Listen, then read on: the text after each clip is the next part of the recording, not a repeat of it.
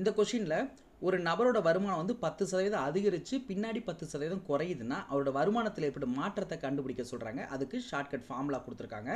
இங்கே என்னென்னா முதல்ல இருக்கிறத X% எக்ஸ்னு வச்சுக்கணும், ரெண்டாவதாக இருக்கிறத ஒய்ன்னு வச்சுக்கணும். அதிகரிச்சிச்சுன்னா ப்ளஸ் போடுங்க, குறைஞ்சிச்சுன்னா மைனஸ் போடுங்க, அவ்வளோதான். இப்போ இந்த ஃபார்முலா அப்ளை பண்ணலாமா? X plus Y plus XY divide by 100 வெளியே பர்சன்டேஜ் இருக்குது. அப்போ முதல்ல எக்ஸ் இருக்குங்களா, எக்ஸ் வந்து அதிகரிச்சிருக்குங்களா, அப்போ ப்ளஸ் 10.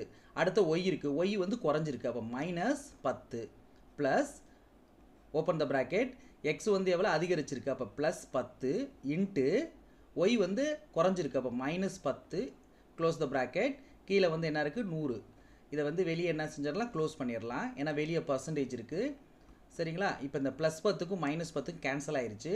உள்ள ப்ளஸ் 10 இன்ட்டு மைனஸ் 10 ரெண்டையும் multiply 10 into 100 plus into minus minus, வெளியே வந்து 100 இருக்குது, கீழே வந்து 100 இருக்குது.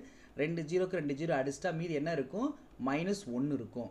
வெளியே பர்சன்டேஜ் இருக்குது. அப்போ ஒரு பர்சன்டேஜ் குறையுதா இல்லை அதிகரிச்சிருக்கான்னு பார்க்குறதுக்கு மைனஸ் இருந்தால் குறையுது, ப்ளஸ் இருந்தால் அதிகரிக்குது. அவ்வளோதான், முடிஞ்சிருச்சு. அப்போ அவரோட வருமானத்தில் என்ன மாற்றம் அடைஞ்சிருக்கு, -1% சொல்கிறோமா, அப்போ அதாவது 1% குறைஞ்சிருக்கு.